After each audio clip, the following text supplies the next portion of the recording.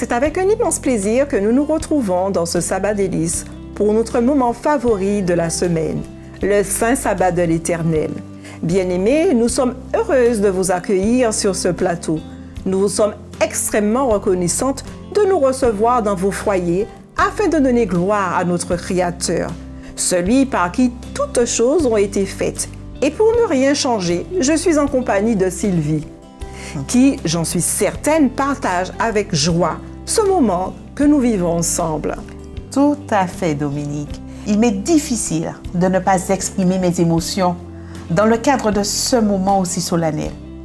Heureuse de retrouver nos amis dans ce sabbat délice, malgré la distance, nous sommes si proches pour exalter notre divin Père.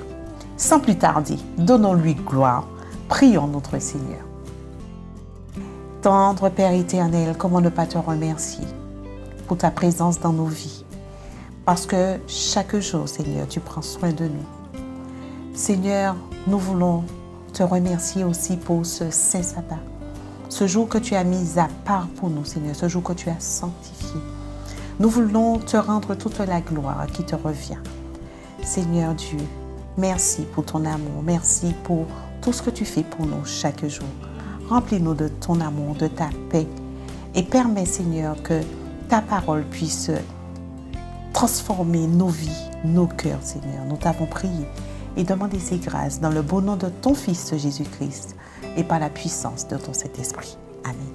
Amen.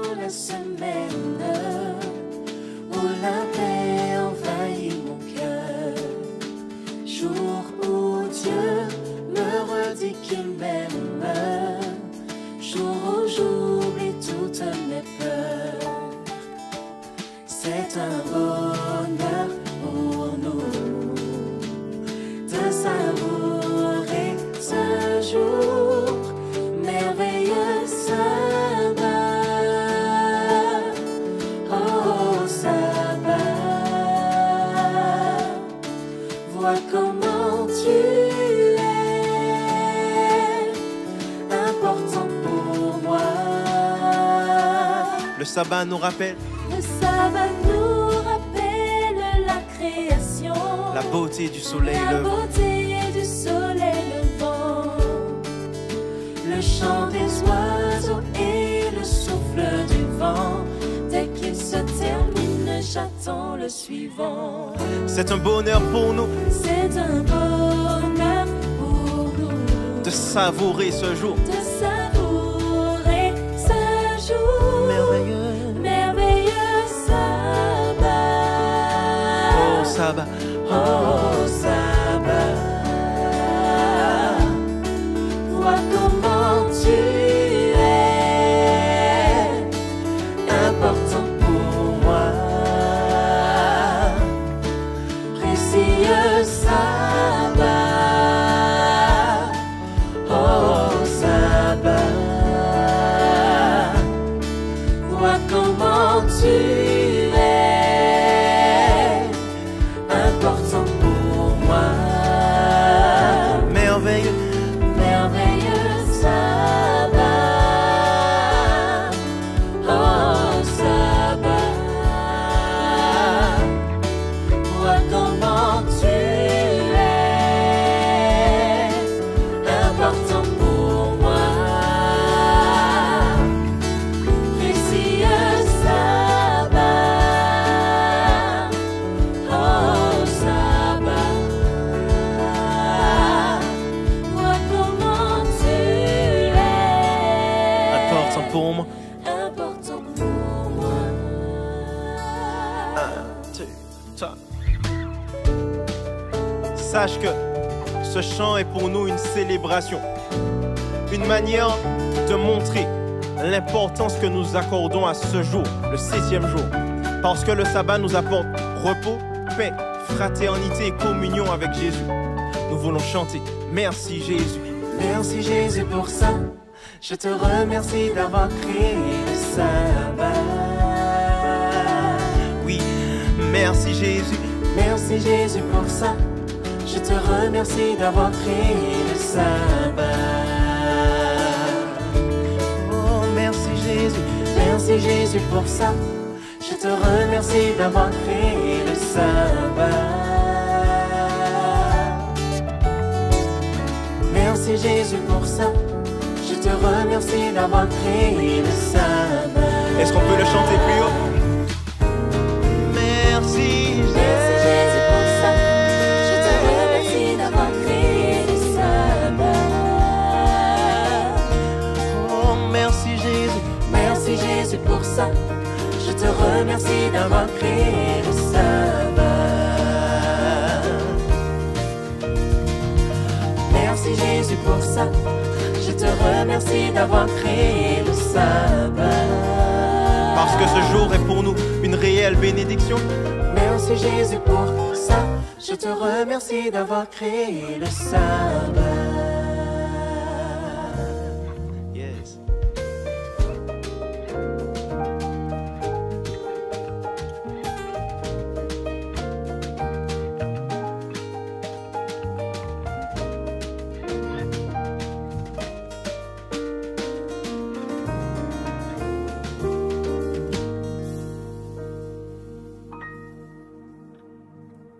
Une chanson populaire évoque dans un de ses couplets « Dans la vie, nous avons tous des problèmes, mais lorsque tu t'inquiètes, tu les doubles. Ne t'inquiète pas, sois heureux. » Cette affirmation n'est-elle pas prouvée? Qui peut lever la main et dire « Je n'ai pas de problème » Sylvie, qui peut nier le fait que les problèmes ne disparaissent pas quand nous nous inquiétons? Eh bien, Dominique, nous avons tous des problèmes. Il est vrai que nous connaissons tous des situations préoccupantes. La perte d'un emploi, la maladie, des difficultés financières. Alors, est-il vraiment possible d'arrêter de s'inquiéter afin d'être complètement heureux? Jésus, dans son sermon sur la montagne, relaté dans Matthieu 6, versets 25 à 34, nous exhorte à ne pas nous inquiéter de ce que nous allons manger ou boire, de ce que nous allons porter et encore moins de ce qui va se passer dans l'avenir. Mais bien au contraire, il nous invite à ne pas stresser au sujet des choses. Mais comme il le dit dans Matthieu 6 au verset 33, « Cherchez premièrement le royaume et la justice de Dieu, et toutes ces choses vous seront données par-dessus tout. » En d'autres termes, nous ne devons pas nous laisser submerger par les anxiétés. Notre premier devoir est de donner à Dieu la première place dans la vie. Cela implique que nous nous détachions du terrestre et dépendre davantage de ce qui est céleste, en ayant l'assurance d'avoir tout ce dont nous avons réellement besoin pour notre bonheur, comme précédemment relaté dans Matthieu chapitre 6 au verset 33.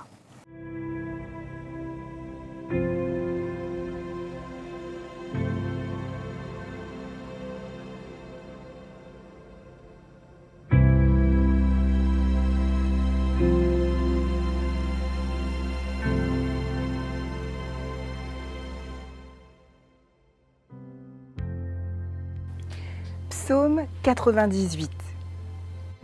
Chantez à l'Éternel un cantique nouveau, car il a fait des prodiges. Sa droite et son bras saint lui sont venus en aide. L'Éternel a manifesté son salut. Il a révélé sa justice aux yeux des nations. Il s'est souvenu de sa bonté et de sa fidélité envers la maison d'Israël. Toutes les extrémités de la terre ont vu le salut de notre Dieu. Poussez vers l'Éternel des cris de joie, vous tous, habitants de la terre. Faites éclater votre allégresse et chantez. Chantez à l'Éternel avec la harpe, chantez des cantiques, avec les trompettes et au son du cor, poussez des cris de joie devant le roi, l'Éternel. Que la mer retentisse avec tout ce qu'elle contient, que le monde et ceux qui l'habitent éclatent d'allégresse, que les fleuves battent des mains, que toutes les montagnes poussent des cris de joie devant l'Éternel, car il vient pour juger la terre. Il jugera le monde avec justice et les peuples avec équité. Amen.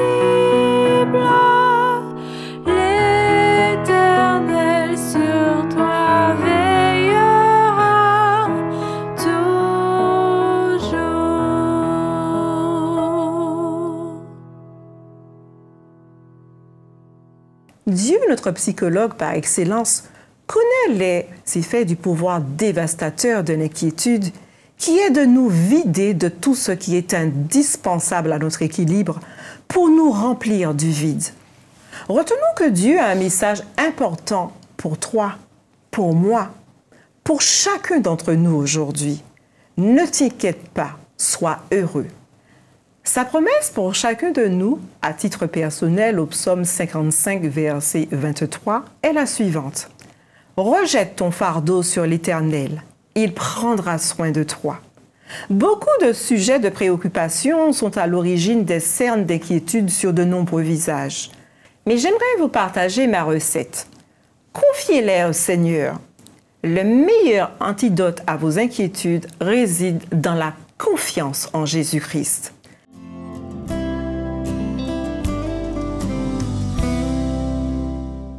Pour commencer notre méditation, je t'invite à prier. Merci, tendre Père, de ton accompagnement, de ta présence. Au cours des 6 jours écoulés, nous vivons maintenant ce sabbat et nous voulons, Seigneur, que tu nous parles, Puisse ton esprit nous accompagner dans la réflexion de ce soir et qu'elle soit une bénédiction pour nous. Nous t'en prions au nom de Jésus. Amen.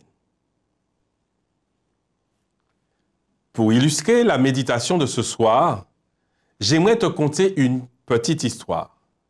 Sûrement la connais-tu déjà ou l'as-tu déjà entendue sous une autre forme. Il s'agit de l'histoire de l'anneau d'or. Un jour, un écolier vint trouver son professeur pour lui parler de son problème. « Je viens vous voir car je n'ai pas la force d'affronter mon problème. Ils disent que je ne sers à rien, que je ne fais rien de bien, que je suis bête et idiot. Comment puis-je devenir meilleur? Que dois-je faire pour qu'on m'apprécie? » Le professeur, sans lui jeter un regard, lui dit « Je suis vraiment désolé, mon garçon. Pour l'instant, je dois résoudre mon propre problème. Ensuite, peut-être. » Faisant une pause, il dit « Si tu m'aides à résoudre mon problème rapidement, je pourrai peut-être ensuite t'aider à résoudre le tien. » « Bien sûr, professeur, » dit le garçon. Le professeur ôta un anneau de son petit doigt et lui dit « Rends-toi dans la ville et va sur le marché. Tu devras vendre cet anneau pour moi car je dois rembourser une dette. Évidemment, tu devras en obtenir le maximum, mais ne le vends surtout pas en dessous d'une pièce d'or. Va et reviens avec l'argent le plus rapidement possible. » Le garçon prit l'anneau et s'en alla.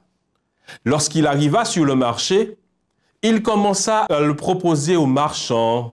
Il paraissait très intéressé et attendait de savoir combien le jeune garçon en demandait. Dès qu'il parlait de la pièce d'or, certains éclataient de rire, d'autres partaient sans même le regarder. Seul, un vieillard fut assez aimable pour lui expliquer qu'une pièce d'or avait beaucoup trop de valeur pour acheter une bague. Voulant aider le jeune garçon, il lui proposa une pièce de bronze, puis une pièce d'argent. Mais le garçon suivait les instructions de son professeur de ne rien accepter en dessous d'une pièce d'or et déclina toutes les offres.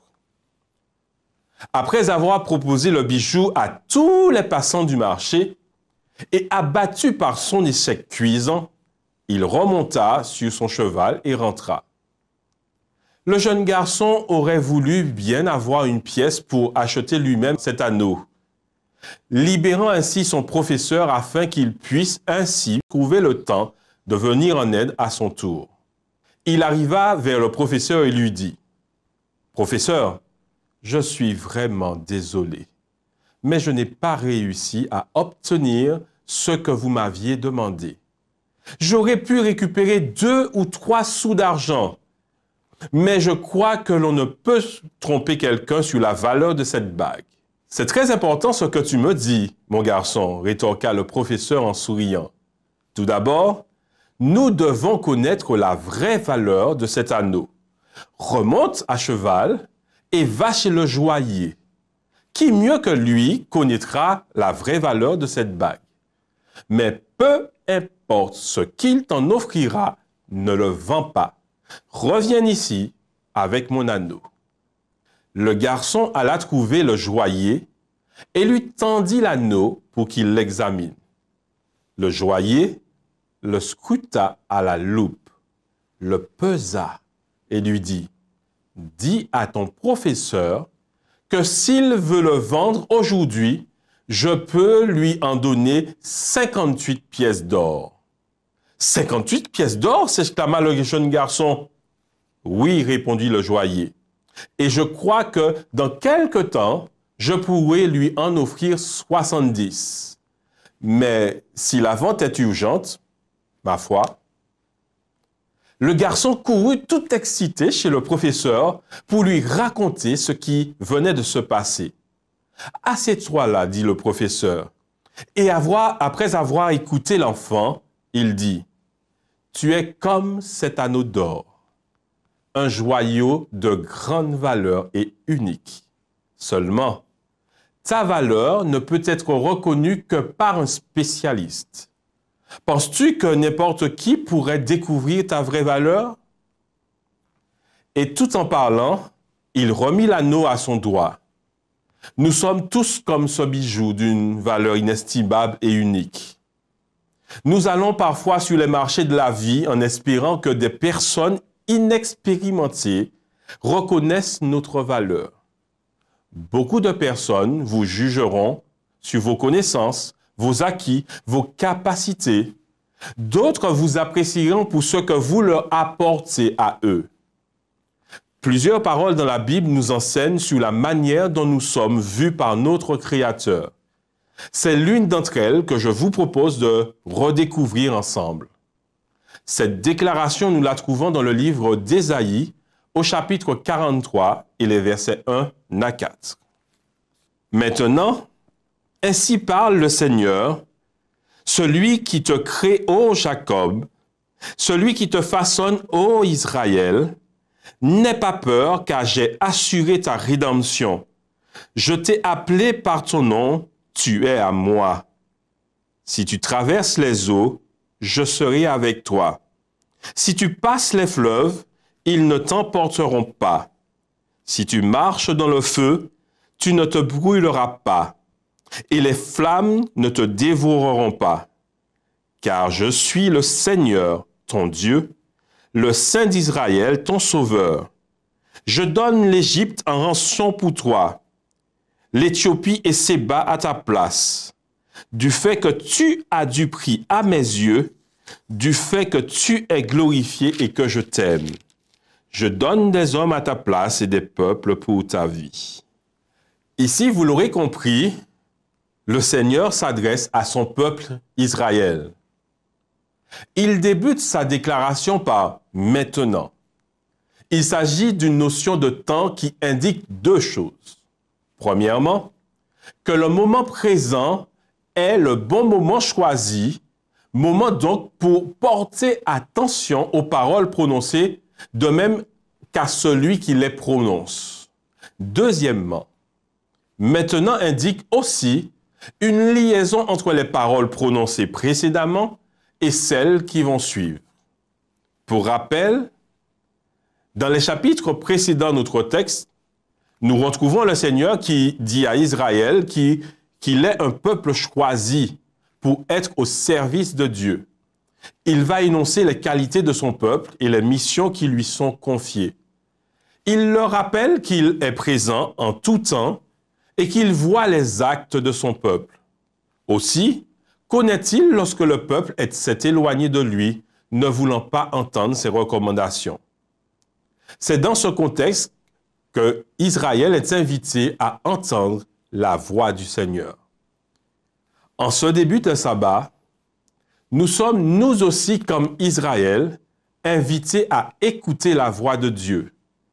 Nous connaissons chacun des situations de vie qui nous bousculent, nous ballottent de gauche à droite.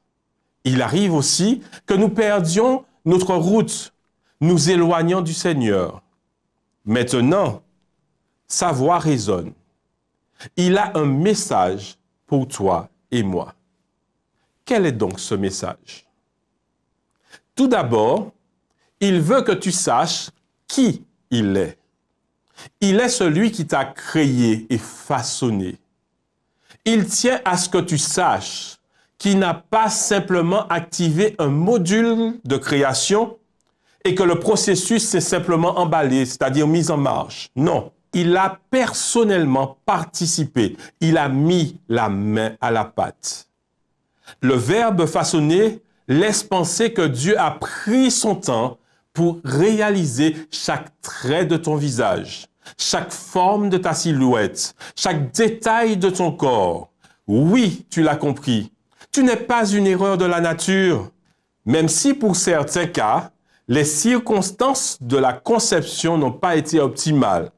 Tu es une créature merveilleuse de l'Éternel. Le point suivant du message que Dieu veut t'adresser est qu'il a assuré ta rédemption. Pour Israël, l'Éternel voulait leur rappeler qu'il est à l'origine de leur libération du joug des Égyptiens. C'est une manière de leur dire que vous étiez hier esclaves, aujourd'hui je vous ai affranchis. Nous aussi, nous sommes aussi concernés par le rachat, puisque par le sang de Jésus-Christ, son sang nous affranchit de l'esclavage du péché. Le troisième élément du message est pour moi le plus beau. Après t'avoir façonné, après t'avoir assuré le rachat, le Seigneur me rappelle que j'ai un nom. Je ne suis donc pas une chose quelconque ou un inconnu pour Dieu. Depuis la création, Dieu a pris soin de nommer toutes ses créatures. Ainsi, l'être qu'il venait de former, il l'appela homme, puis ensuite femme. Tout au long de l'histoire biblique, Dieu s'est évertué à donner ou à redonner à des hommes des noms ayant du sens. Sais-tu qu'à notre tour, nous n'y échappons pas? Toi et moi, par Jésus, nous obtenons une nouvelle identité. Rappelle-toi le texte de Jean 1, verset 12, qui nous dit que tous ceux qui reçoivent Jésus-Christ, ils obtiennent le pouvoir d'être appelés enfants de Dieu. Ainsi, moi, je passe de Valérie, connue pour ses bonnes ou mauvaises qualités, à enfant de Dieu. N'est-ce pas là une excellente nouvelle? Ainsi, tout cela nous amène à l'ultime point qui consiste à te dire que ta valeur n'est pas ce que les autres pensent ou disent de toi, ni même définie par tes actes. Elle ne dépend pas non plus d'où tu es né, ni de quelle famille tu viens. Ta valeur vient du fait, premièrement, que tu es une créature de Dieu, qu'il t'a voulu et désiré, et qu'en plus, il a assuré au prix du sang de son Fils Jésus-Christ ton rachat, et il a fait de toi son enfant.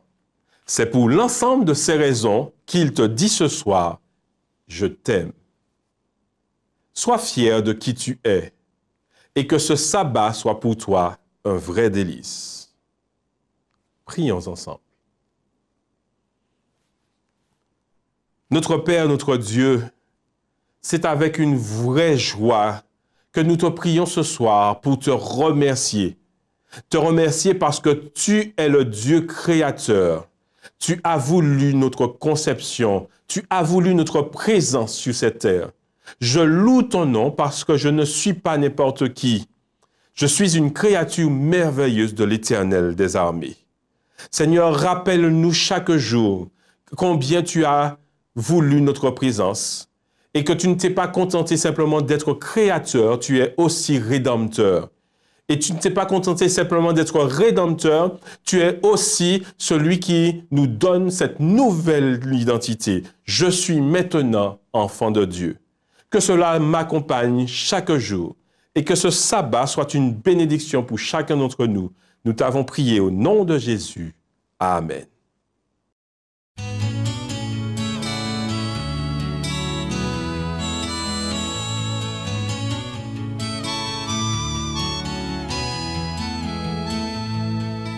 N'aie pas peur, Jésus te prendra la main, il te protégera en chemin.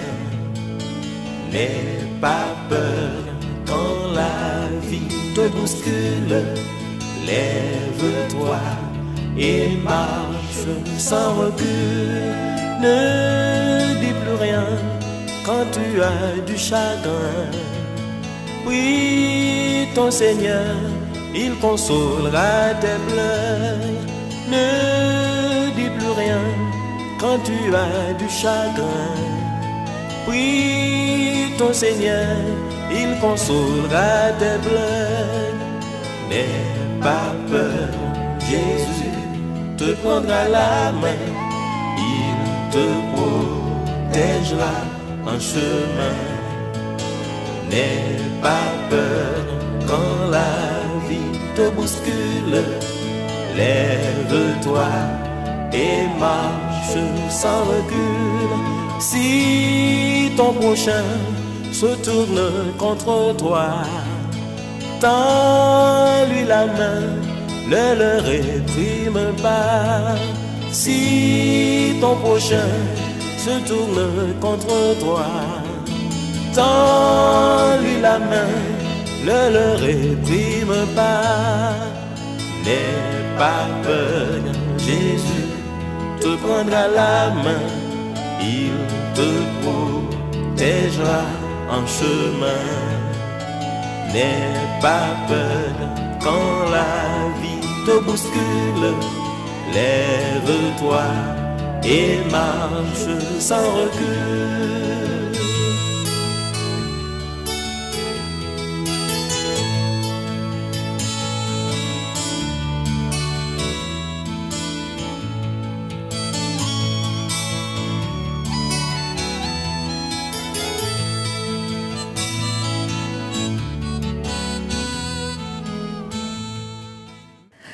Comme l'a dit le prophète Ésaïe au chapitre 26, verset 3.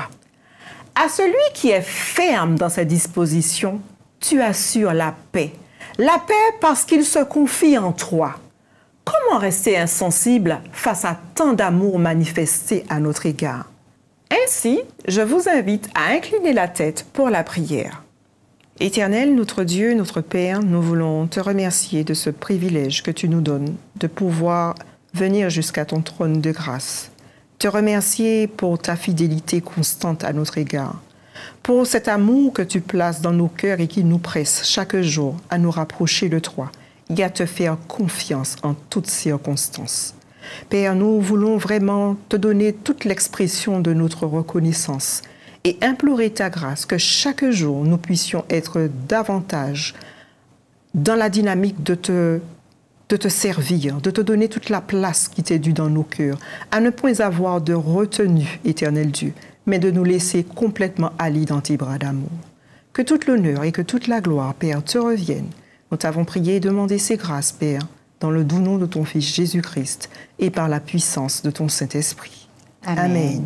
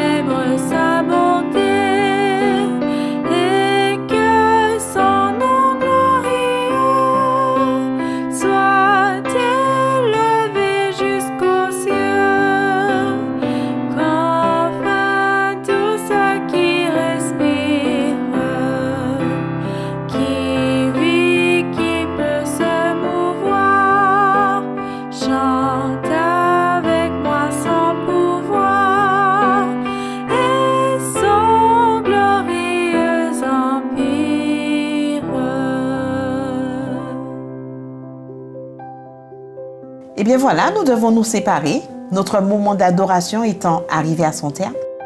Mais nous prenons d'ores et déjà rendez-vous pour la semaine prochaine. Nous voulons vous remercier de l'accueil chaleureux que vous avez su nous accorder au sein de vos foyers. Nous vous souhaitons en retour un excellent sabbat délices. Que la paix et la grâce de notre Seigneur soient déposées dans vos cœurs. Amen. Amen. Et bien évidemment, si cette émission vous a plu, n'hésitez pas à la partager autour de vous au plus grand nombre, à la liker. Et pour ceux qui ne se sont pas encore abonnés à notre chaîne, faites-vous plaisir, c'est le moment. Abonnez-vous. Je vous souhaite à mon tour un excellent sabbat délices.